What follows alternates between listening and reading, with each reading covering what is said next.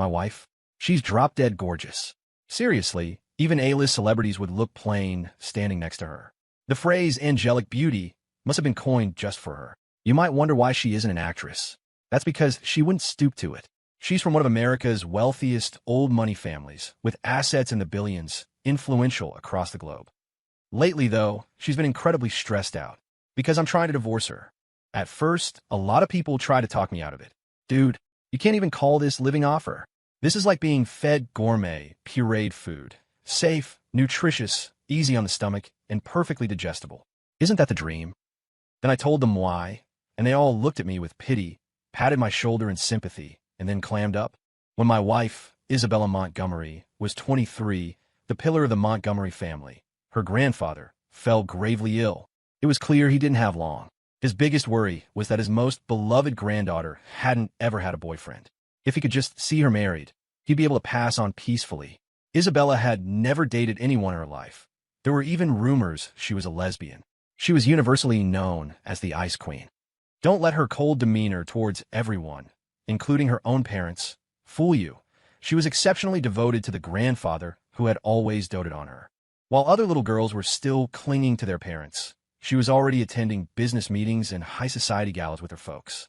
So, growing up immersed in it, she'd become an elite among business elites, sharp, decisive, always calculating how to maximize profit. Marriage was no different. She actually organized a citywide casting call to choose her husband.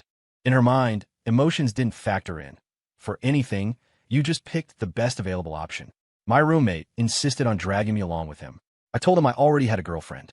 He said that was exactly why I had to go with him.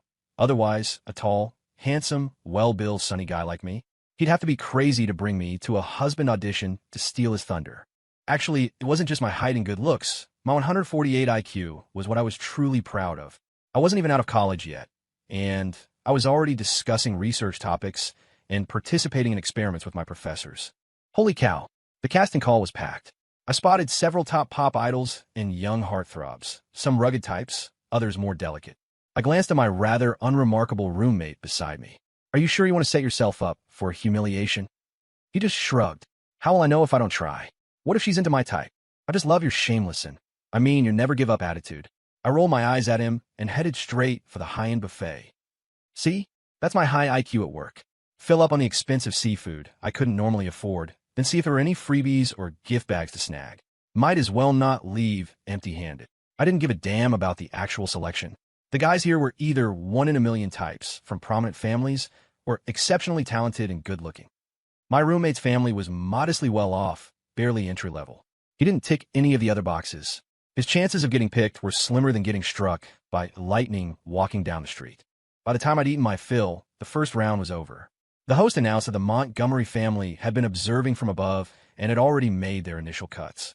Anyone whose looks weren't up to par had been axed. Unsurprisingly, my roommate was eliminated. Just as I was about to leave with him, a few security guards stopped me.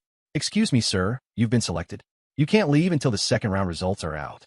I was speechless, pointing a finger at my own face in disbelief. "Yes, that's right, sir," a bodyguard in a black suit and sunglasses said respectfully. I looked over at my roommate. His face was a shade greener than if he'd swallowed a pile of. "Well, you get the picture." "Hey, maybe you should head back first," I said, trying to placate him. "I'll probably just grab another plate. Explain to my girlfriend, Sarah, that I was just here with you. I'm sure I'll be cut next round." After all, I'd mooched off in Kauai for the past couple of years. So, those of us who made it to the next round were put up in a 5-star hotel. They took our phones. For the next few days, it was just eat, sleep, repeat. Life wasn't too bad, actually. On the 5th day, we were taken to a massive villa, or maybe estate would be a more fitting description. I noticed a lot fewer people. There were only about 20 of us left. Turns out, I'd advance again. Apparently, while we were cooped up in the hotel, the Montgomery family had thoroughly vetted everyone. All the playboys with messy private lives and anyone with any other blemishes on their record had been eliminated. I couldn't believe that a regular, broke college student like me had somehow made it to the final round. The next step was for us to live there for a month so they could observe our daily habits. Anyone can put on an act for a day or two, but over a month, it's inevitable that some issues will surface if you're not careful. My lifestyle was pretty disciplined, actually. First, because I was a student. Second, because I was broke. Smoking, drinking, clubbing, I didn't have the cash to develop those habits. So, my time was usually spent studying, working out, and looking after my roommates and my girlfriend. This month, then, besides reading and exercising, I mostly kept my room and the common areas tidy. It was a pretty fulfilling routine. A month later, I was escorted into a car and taken to City Hall.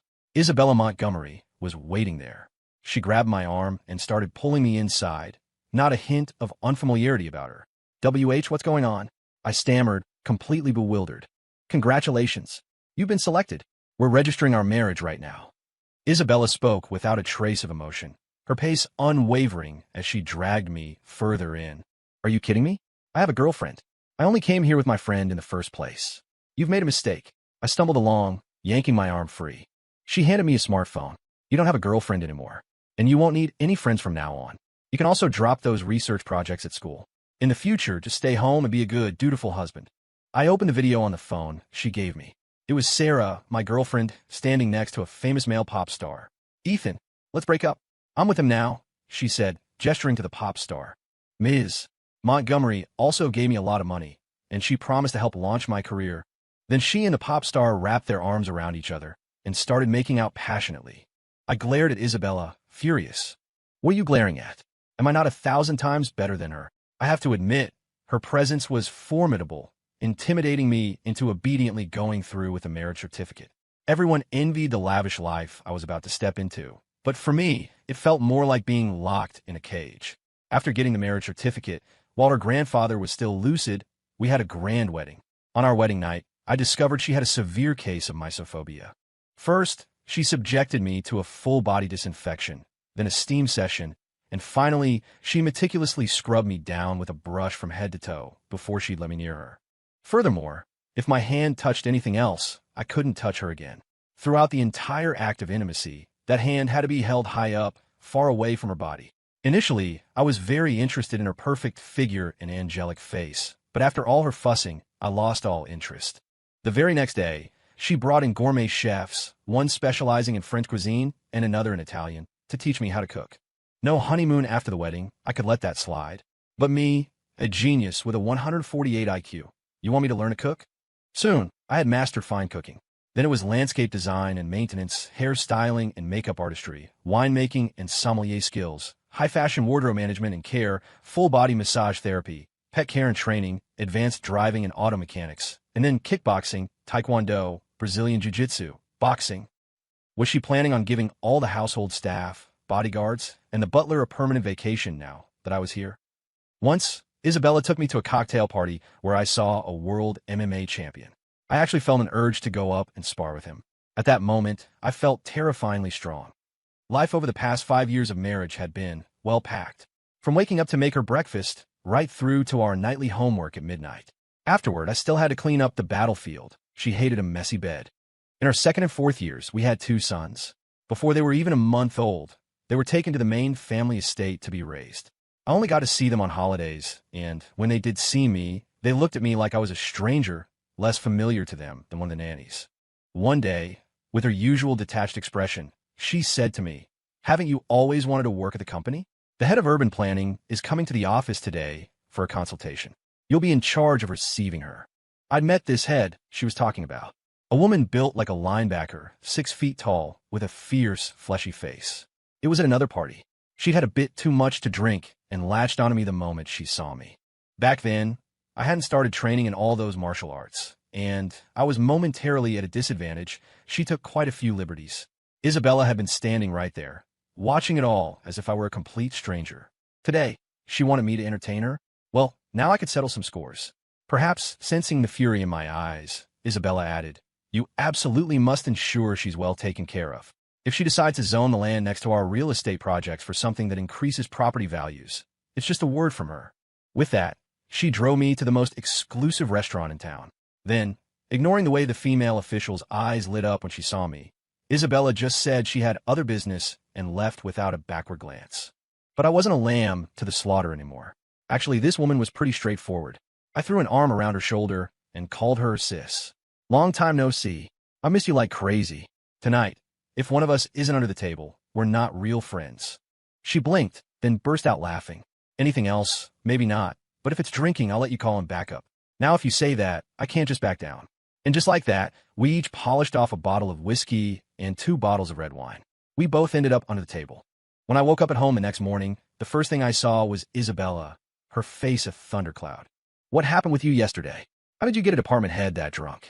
When they pulled you two out from under the table, you were both crying and swearing you were brothers for life. I rubbed my eyes and looked at her seriously. If I hadn't drunk her under the table, do you know what she would have done? Or rather, you knew what she wanted to do, which is why you sent me, right? Isabella, usually so assertive, turned her head away, unable to meet my eyes. What could she, a woman, do to you? As a man, what could you possibly lose? Besides, if I don't care, what do you have to be uptight about? You lounge around at home all day doing nothing. If you're not even useful for this, what do I need you for? This was the first time I'd ever heard a hint of guilt in her voice. I shook my head and chuckled. Yeah, Ms. Montgomery doesn't care. So what do I have to be uptight about?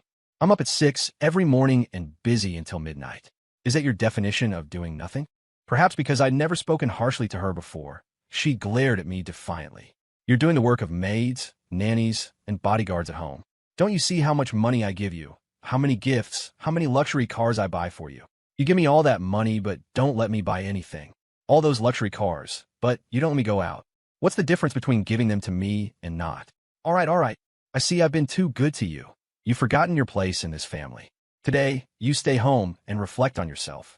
If you think the money in your account and the cars in the garage are the same whether you have access to them or not, then let's just cut them all off. With that, she stormed out. Watching her leave, I thought about my life these past 5 years. To outsiders, I was the enviable son-in-law of the Montgomery family. But only I knew what kind of life I was actually living. My previous research projects in college alone could have given me a vibrant and fulfilling life. Now, I was like a dog locked in a cage. Not only did I have to guard the house and do my job every day, but I also had to constantly please my owner to keep her happy. I thought about it all day and couldn't understand why I was living such a tiring life. All this effort, and I was the only one moved by it. In everyone else's eyes, it was just what I was supposed to do. From today on, I was done with the pre-dawn to post-midnight grind, running around like crazy, catering to others. Over the years, I'd managed to save a little.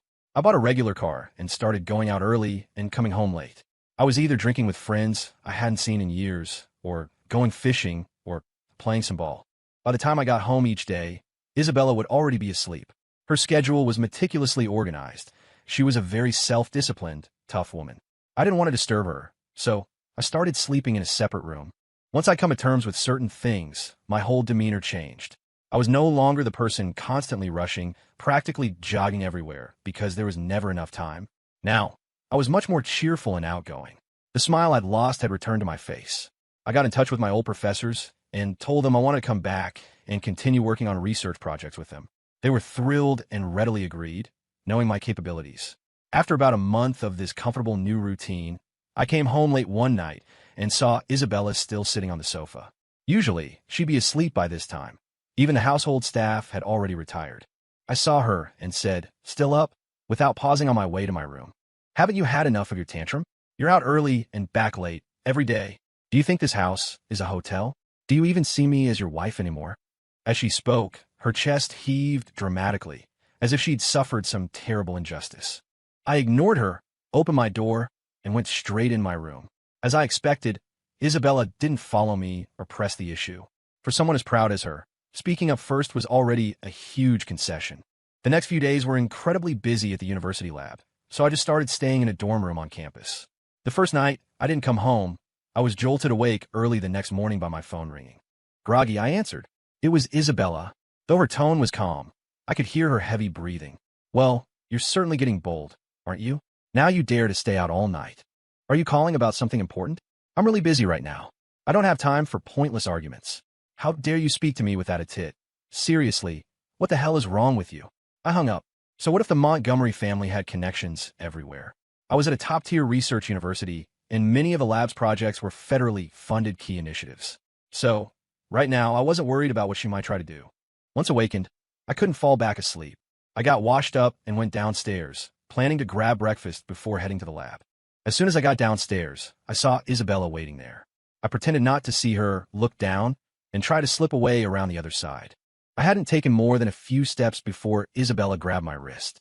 "Stayed out all night, and now you pretend you don't see me? Ethan Miller, you've really grown some nerve. Do you think just because you're not spending my money and hiding out at the university, I can't do anything to you? I knew her too well. If she was saying this, she definitely had something planned. I didn't want to provoke her. It wouldn't do me any good. I've been extremely busy these past few days. The project is at a critical stage, so I haven't been home. And I'll need to stay here for a while longer. Did you need something? Yes, it's urgent. Come with me, quickly. Without giving me a chance to refuse, she dragged me in her car. Half an hour later, we arrived at her company's headquarters. It turned out her company had been hit by a cyber attack from foreign hackers. All their computers were down, and her own tech team couldn't handle it. This wasn't my area of expertise, so I immediately called for backup. Our university was a hub for top talent from all across the country. One call, and a senior lab mate quickly arrived with a team. A few hours later, the problem was solved. Isabella paid them a generous fee and gave them handsome gifts. I'd helped her out with similar situations quite a few times before. Just as I was about to leave with my lab mate, Isabella called out to me. She asked me to have lunch with her. I asked if my lab mate could join, but he just smiled at me and politely declined. We went to a very upscale restaurant. Isabella didn't even glance at the menu the server handed her. She ordered with practiced ease. It looked like she ate here often. Today, she was as elegant and beautiful as ever. Even in such a high-end establishment, diners all around us kept casting glances her way. The food arrived quickly. She looked at me and asked, "How's the taste?" "Not bad. About the same as my cooking," I replied casually after a bite. Though, honestly, it wasn't as good as mine. While you've been away, I've been eating all my meals here. Over the years, I've gotten used to your cooking. I've tried many places, but none of them taste like yours. This one is the closest.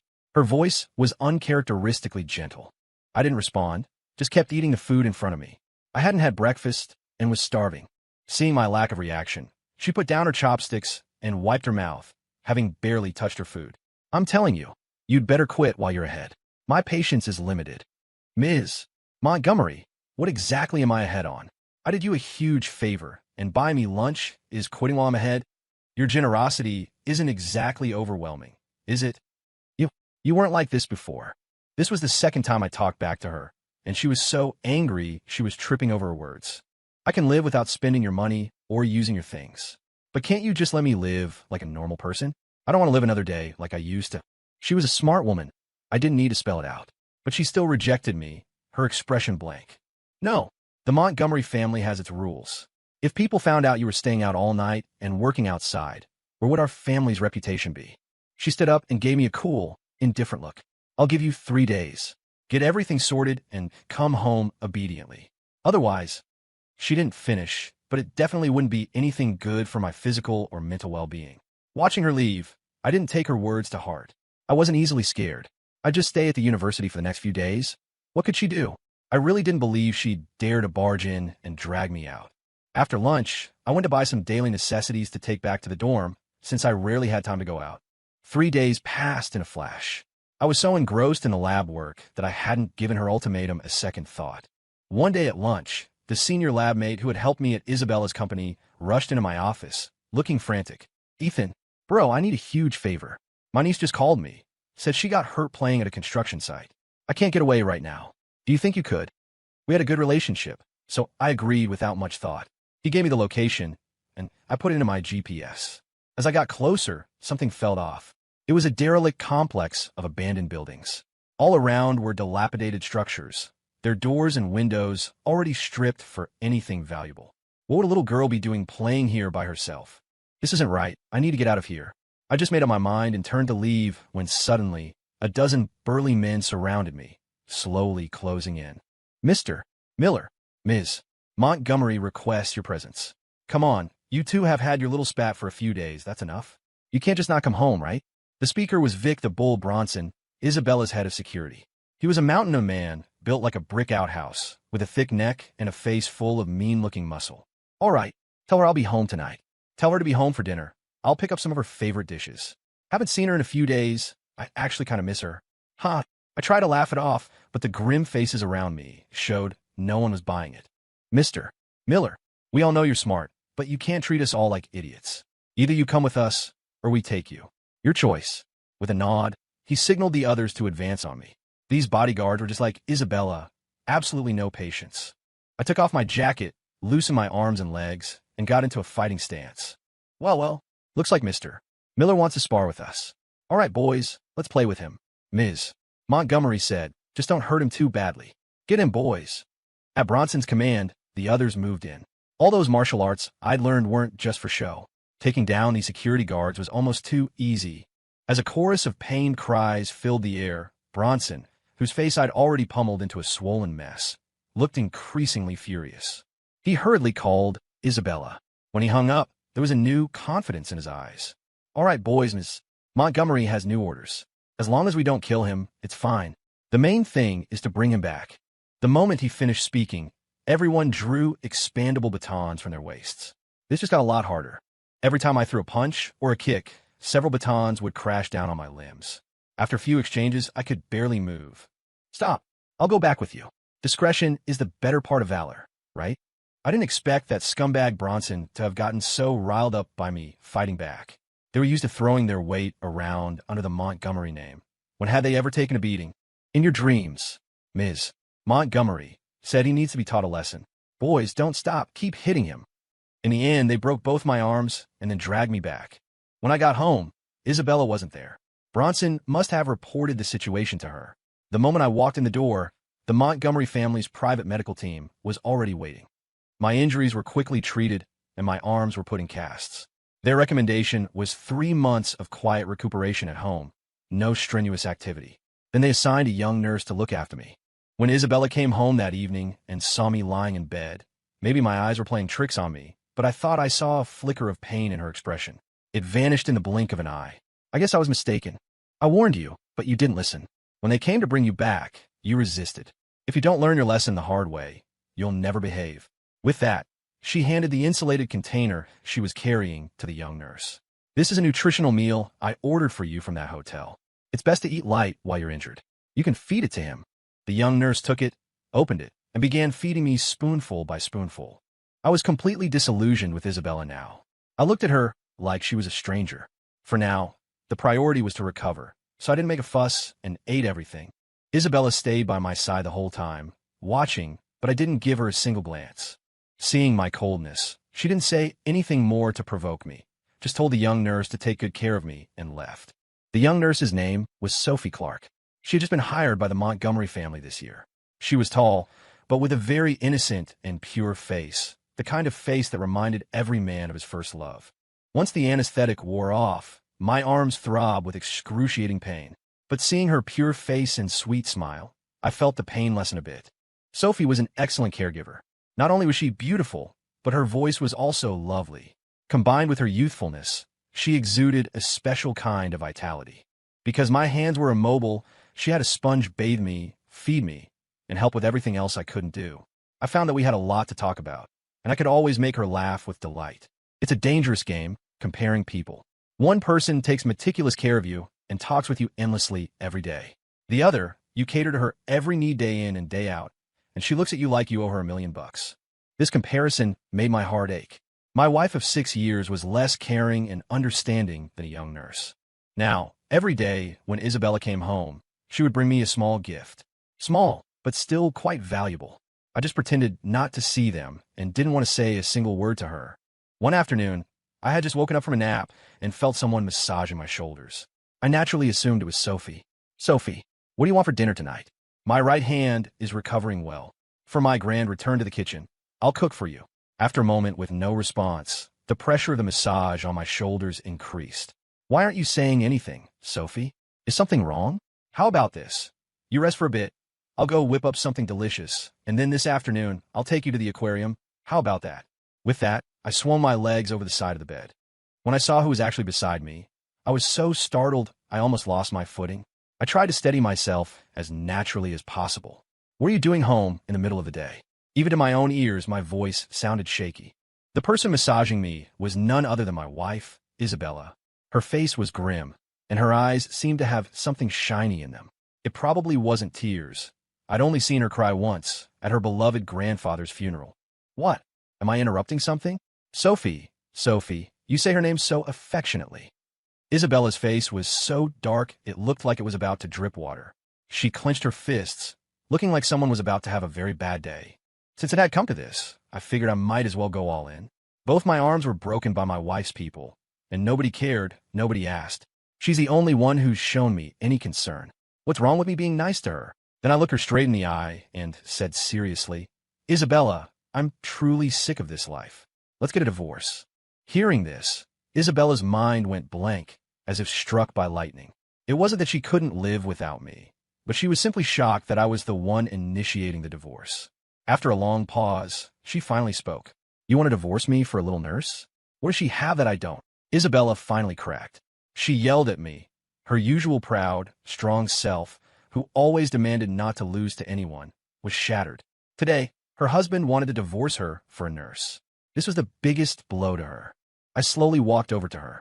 Since the unspoken had been said, I thought it was better to lay everything bare. Do you really think I want to divorce you because of Sophie Clark? In all these years of marriage, have you ever truly treated me like a husband? After we got married, someone involved in nationally significant research projects, a man with a 148 IQ, learned dozens of skills for you from cooking to hairstyling. For years, I never left your side, revolving around you. And when did you ever care about me? When did you ever give me a kind look? I caught a cold standing in the rain for you, and you were disgusted, afraid I'd infect you, so you isolated me for over a month. Because of your misophobia, every time we were intimate, I had to disinfect myself, then scrub myself with a brush. If my hand touched anything else, it couldn't touch you. Every time, it was in some awkward position. Do you know how humiliating that is? For the sake of the company's interests, you were willing to offer me up to that executive. What do you take me for? In 6 years of marriage, I haven't felt a shred of warmth in this home.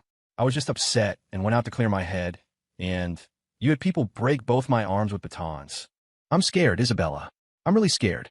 I'm terrified that one day, if I displease you, you'll get rid of me. For whatever our marriage was worth, please let me go, okay? My words were sincere, my attitude utterly humble, just hoping she would soften and let me off the hook. It's not like that, honey. I was just inconsiderate. I thought if I kept you at home, you wouldn't have to work, you'd eat well and live well. That would be better than whatever life you'd have outside. I thought you'd be grateful. Isabella burst into tears and hugged me, her voice incredibly gentle as she tried to explain. I gave a bitter smile. Why would you think someone involved in top-level national research would feel happy just because they have food and drink? We have a dozen major national projects a year. I can eat or drink whatever I want. I stopped working after we got married, yes, but I was up at 6 every morning and busy until midnight. That's many times more exhausting than my actual job. The money and cars you gave me? I barely left the house once a year. The credit cards were in your room. I never touched a cent. The cars are probably rusting in the garage. I haven't gained anything, only a body full of injuries. What the hell was all this for? Finally, I had the chance to pour out all the grievances I'd bottled up for years. Though tears streamed down my face, my heart felt much lighter. Perhaps hearing me say all this, she finally realized how much I had given and how little I had received in return. This caused a seismic shift in her usual understanding of things. She held me tightly, repeatedly apologizing. I could even feel her whole body trembling. This was how she'd been the day her grandfather died, when she cried and collapsed in my arms. I gently pushed her hands away, wiped my tears, and looked at her with cold eyes. If you truly feel sorry for me, then let me leave. I really don't want to spend another minute in this house. With that, I tentatively started to walk towards the door. She just stood there, hands covering her face, sobbing, making no move to stop me. I went back to my room, took only one of my bank cards. It was all my own money, enough to last me the rest of my life, and left the Montgomery house without taking anything else. The first thing I did was explain the situation to the university. They agreed I could return once my injuries healed. Then I found a hotel to recuperate properly. On the third day at the hotel, around noon, there was a knock on my door. I thought it was the takeout I'd ordered. When I opened it, I was stunned by the scene before me. The hallway outside my room was lined with over a dozen men in wheelchairs, all with their arms and legs broken. At the very front was Vic Bronson. The moment he saw me open the door, he slid out of his wheelchair and threw himself at my feet. Besides his shattered limbs, there wasn't an unbruised spot on him. Mr. Miller, boss, Dad, you're my real dad. I know I was wrong. I've been punished. Please, just forgive me, okay? Otherwise, I'm a dead man. He kowtowed repeatedly as he spoke, groveling. All right, I forgive you all. You can go now. I knew who was behind this, and I didn't want to pursue it. I just wanted nothing more to do with her. The next day, I was in the bathroom brushing my teeth when someone knocked again. This time, I checked the peephole and saw it was hotel staff before opening the door. A female attendant and a man who looked like a manager walked in. They were exceedingly friendly. "Mr. Miller, the room you booked for 6 months. Due to hotel renovations, we unfortunately have to move you to another room." I'm an easygoing guy. Just changing rooms? What's the big deal? So, while the attendant packed my things, I readily went with him to the new room on the top floor. "This is the room you're moving me to? Isn't this the presidential suite?" I'd traveled on expense accounts before. I'd seen a thing or two. I'd stayed in rooms like this. "That's right, Mr. Miller. This is all our hotel's fault, causing you such trouble. So, this is our gesture of sincerity." Seeing him spout such blatant lies with a straight face, I almost burst out laughing. It was obvious who was behind this charade again. Well, might as well stay. As long as I didn't have to see her, it didn't matter where I stayed. Then every day, 3 meals a day, staff would wheel in a cart, lift the silver cloches, and place an array of expensive dishes on the table in front of me. Might as well eat it. It's free. I'm not one to let pride make me suffer. I regretted not taking the credit card Isabella had given me when I left her house. I never checked the balance, but it was definitely an astronomical sum. She was quite generous with me, in her own way. On the third day, a few people dressed as doctors arrived. 2 of them looked familiar. They were from the Montgomery family's private medical team. After giving me a thorough checkup, they concluded I was recovering well, healthy with no other issues, just couldn't overexert myself. Basic daily activities were fine. As they were leaving, I quietly pulled one of them aside and asked why Sophie Clark hadn't come. He just gave an awkward smile and didn't answer. On the 4th day, Isabella came herself. I opened the door and let her in. She had reverted to her usual cool, goddess-like CEO demeanor, impeccably dressed and made up in the style I used to do for her. However, she looked a bit unwell, rather haggard. After entering the room, she didn't speak, just walked to the center, scanned her surroundings, and then frowned slightly, as if displeased with something. "Tomorrow, I'll send someone over to add some entertainment facilities to the room. What games do you like?" As she spoke, she hugged me from behind, rested her chin on my shoulder, and whispered softly into my ear, her breath warm. I struggled a bit, but my arms still weren't strong enough to break free. "Have you thought about the divorce?" "I don't want anything, just my salary card." As I said that, I clearly felt her body tense up, and even her breathing quickened. "It seems you haven't cooled down after all these days." "Honey, I will not divorce you. I came as time to talk to you properly about my side of things." From her account, I learned that Isabella Montgomery, though seen by outsiders as a lofty, adored heiress, also had her hidden secrets. Isabella's parents both came from wealthy families. Their marriage was a strategic alliance between dynasties, devoid of any real affection. Her mother lived with a past love, her white moonlight boyfriend, while her father was far more prolific, spending his days with a string of different women. So, before marrying me, Isabella had been very resistant to the idea of marriage, which was why she'd never even had a boyfriend. Despite her privileged background, apart from her grandfather, she had never felt loved by anyone. Her parents both had their own separate lives and families, and they couldn't stand each other. Consequently, she, the legitimate daughter, was less favored by her parents than their children born out of wedlock. Therefore, from a young age, she felt she couldn't rely on anyone else. Only money, power, and her career were things that would stay with her for life. So, she had always treated everyone as a means to an end. If she was nice to someone, it was because she could use them. If others were nice to her, it was because they could use her. Even when she married me, she still believed this approach was correct, that emotions would only slow down her wealth accumulation. But people, after all, have feelings. They're not cold, hard stones. Especially with me by her side these past few years, my meticulous care had unknowingly allowed her to experience the warmth of a home. It meant that no matter how late she came home, there was always someone there, a bowl of soup, a light left on, waiting for her. When she was troubled by work, there was someone to hold her, guide her, support her. When she was happy, there was someone to share her joy, celebrate with her, go wild with her. When you have this kind of family warmth, you don't think it's anything special. But once you lose it, the feeling becomes much more pronounced. Coming home exhausted after a long day, the servants wouldn't prepare anything special for her. They would just ask what she needed. After a tiring day, she wouldn't wait for them to make her a bowl of soup from scratch. When troubled by work, lying alone in bed, she felt even more helpless. Usually, with my high IQ, I could always come up with good solutions for her. When she was happy, she could only go to the balcony and look at the moon. Her grandfather was gone. Her parents weren't around. She couldn't exactly grab a servant and start singing and dancing, could she? Her aloof persona wouldn't allow for such things.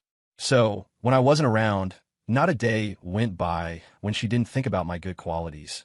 It's human nature. The more you miss someone, the more all their positive traits get amplified. Honey, now I think about how good you are every day. I even feel like I can't live without you anymore, Isabella said, looking at me with sincere eyes. I knew she was telling the truth. Her proud nature wouldn't allow her to lie just to please someone.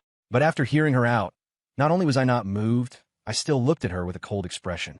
Isabella, in my memories of you, there isn't a single shred of warmth or anything touching. In these 6 years of marriage, the most touching thing was you giving me a son. I still remember how small he was back then, so soft to hold. It was my first time being a father. I couldn't kiss him enough. But just after he turned a month old, your father took him to the family estate, saying you were too busy with work to look after a child, and he couldn't let him pick up my poor habits. Honestly, the only thing I've felt since leaving you is relief. I'm not going back, and I'm asking you to let me go. Over these years, I had genuinely given her my heart. If it had just been about her money, if I had acted like her servants, just doing a job for pay, she wouldn't have felt any warmth. The light in Isabella's eyes dimmed progressively as I continued to speak, finally ending in a bitter, wry smile. I always believed that money and power were the highest goals a person could pursue. Before I came here today, I still thought that if I offered you enough compensation, you would come back to me, back to how things were. But honey, I will not divorce you. For the rest of our lives, I will win you back. With that, she left crying. From that day on, Isabella never used her usual tactics to threaten me again. When I returned to work at the university lab, she even donated $20 million worth of equipment and funds. She had a small kitchen set up just for our lab, and every day she had a chef come and cook special meals for us. Moreover, she would visit us every few days, joking with everyone that I was young and needed to be taken care of. I could feel she was different from before. She wasn't cold to everyone anymore and could chat happily with people. But I didn't want to go back to that kind of life, because my heart had already fallen for another woman, Sophie Clark. When I was injured, she took such meticulous care of me, gradually warming my thoroughly chilled heart. So now, whenever I saw Isabella, I would bring up the divorce. She wouldn't say anything, just silently take out the food she'd brought and set on the table, or put the clothes she'd bought for me on me. I would throw all the food into the trash can and the clothes and gifts directly on the floor. Every time, I would anger her so much she'd run off crying. Perhaps because I hadn't seen Sophie Clark for a long time recently. After work, I found myself unconsciously driving to her apartment building. Coincidentally, Sophie was outside, looking like she was waiting for someone. I quickly checked my appearance in the car mirror, got out, and strode towards her. Suddenly, a figure darted past me and threw himself onto her. I rubbed my eyes and saw it was a good-looking young man, hugging her tightly. I could clearly hear the sweet nothings they were whispering to each other, yet they were completely oblivious to my presence nearby. Dejected, I walked back to my car and slumped over the steering wheel, trying to get my emotions under control. What's wrong? About to confess your love, only to find out she already has a boyfriend. A sudden voice from inside the car startled me. I looked at the passenger seat, where Isabella had appeared at some point, and was momentarily speechless. I didn't say anything and just slumped back over the steering wheel. Why did you fall for her? What does she have that I don't? Isabella's voice suddenly rose, filled with anger and accusation. Perhaps it's because I felt she was too good to me. It had been a long time since I felt someone was so good to me. Thinking back now, I realized it was probably just the professional standard for a private nurse. Silence then filled the car, only the sound of our two breaths audible. Suddenly, a pair of soft hands pulled me into a warm embrace. She kept stroking my back, comforting me. It's all my fault. You gave me all your tenderness, and all you got in return was my coldness and distance. But that time they hurt you, it really wasn't my order. I just told them to bring you back. Later, when he asked for instructions, I just said if he didn't listen, to tie you up and bring you back. I really didn't tell them to break your arms. I looked at Isabella, who was sobbing uncontrollably, my expression cold. Why did they dare to treat me like that? Isn't it because they felt I was insignificant in your heart, that even if they injured me, they just have to explain themselves a bit when they got back? I pushed her away, freeing myself from her embrace. Isabella, let's get a divorce. I swear I will never go back to that house for the rest of my life. If you have even a shred of feeling for me, let me go. I'm begging you.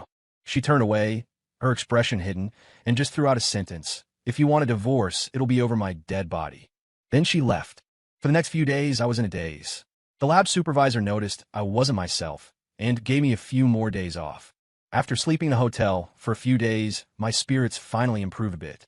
I decided to buy some ingredients for a really good homemade dinner, planning to treat myself that night. Just after I bought everything and opened my car door, I received a heavy blow to the back of my head.